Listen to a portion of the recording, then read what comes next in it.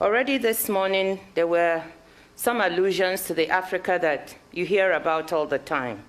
The Africa of HIV/AIDS, the Africa of malaria, the Africa of poverty, the Africa of conflict, and the Africa of disasters. Well, it is true that those things are going on. There's an Africa that you don't hear about very much. And sometimes I'm puzzled, and I ask myself why. This is the Africa that is changing, that Chris alluded to. This is the Africa of opportunity. This is the Africa where people want to take charge of their own futures and their own destinies. And this is the Africa where people are looking for partnerships to do this. That's what I want to talk about today. And I want to start by telling you a story about that change in Africa. On 15th of September 2005, Mr. Depriya Alamesiega, a governor of one of the oil-rich states of Nigeria, was arrested by the London Metropolitan Police on a visit to London.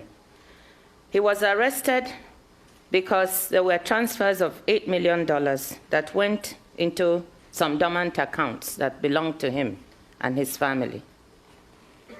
This arrest occurred because there was cooperation between the London Metropolitan Police and the Economic and Financial Crimes Commission of Nigeria, led by one of our most able and courageous people, Mr. Nuhu Ribadu.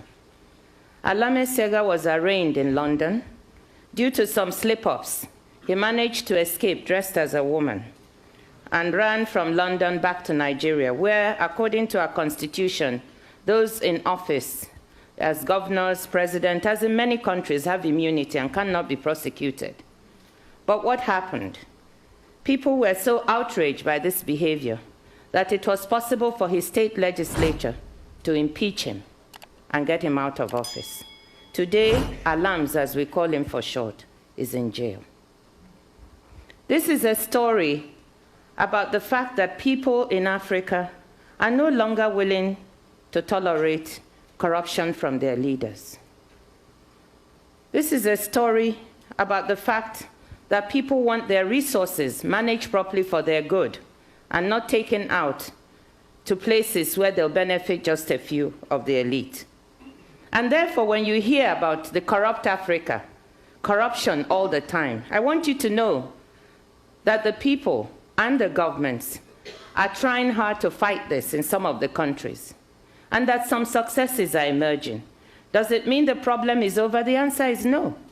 There's still a long way to go, but that there's a will there, and that successes are being chalked up on this very important fight. So when you hear about corruption, don't just feel that nothing is being done about this, that you can't operate in any African country because of the overwhelming corruption.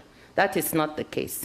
There's a will to fight, and in many countries, that fight is ongoing and is being won. In others, like mine, where there has been a long history of dictatorship in Nigeria, the fight is ongoing and we have a long way to go. But the truth of the matter is that this is going on. The results are showing. Independent monitoring by the World Bank and other organizations show that in many instances, the trend is downwards in terms of corruption, and governance is improving. A study by the Economic Commission for Africa showed a clear trend upwards in governance in 28 African countries. And let me say just one more thing before I leave this area of governance. That is that people talk about corruption, corruption. All the time when they talk about it, you immediately think about Africa. That's the image, African countries. But let me say this. If Alams was able to export $8 million into an account in London, if the other people who are taking money, estimated at 20 to 40 billion now, of developing countries' monies, sitting abroad in the developed countries, if they're able to do this, what is that? Is that not corruption? In this country, if you receive stolen goods, are you not prosecuted? So when we talk about this kind of corruption, let us also think about what is happening on the other side of the globe, where the money is going, and what can be done to stop it. I'm working on an initiative now, along with the World Bank, on asset recovery, trying to do what we can to get the monies that have been taken abroad, developing countries' monies, to get that sent back, Because if we can get the $20 billion sitting on their back, it may do far more for some of these countries than all the aid that is being put together.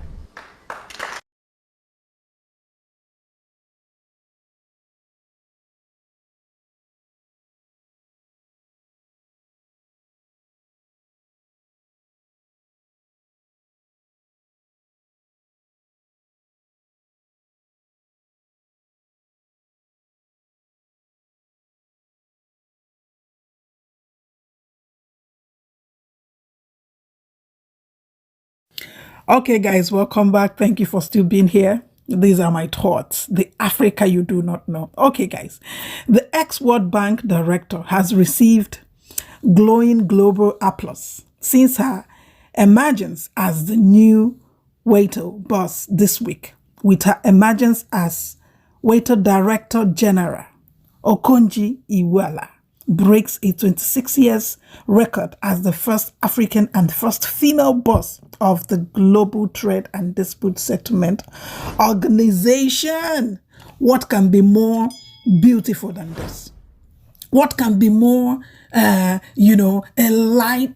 I don't know the word to use, but this is what I also want to add. Africans are always being looked down upon. They tell you there is nothing good that can come from Africa because we're not being given the chance. Then when you say you are a Nigerian, oh my goodness, it's like you have committed the worst crime on earth. Honestly, they tell you, oh, it is well corrupt. There is nothing good. They are bad. They are this, they are that. But look at it, standing before you. This is a woman that is well articulated, well schooled, that when she speaks, she's fearless and she goes straight to the point. What am I saying in a nutshell? The best doctors, the best lawyers, speak of the best. They are Africans. Just give them the chance. And they give you what you will never expect. These are my thoughts. I am really, really, really, really so proud of this woman. I am a woman myself. I celebrate her today. Honestly, she is a force to reckon with. Guys, I want to know your thoughts in the section below. What are your thoughts about this noble woman? Share this video. Give it a like.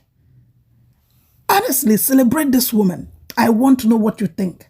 And please, if you have not subscribed to our channel, what are you waiting for? Please turn on the bell. You get to know when we upload new video. I love you guys and I love reading your comment. And I will see us on my next video. Bye-bye, guys. Bye.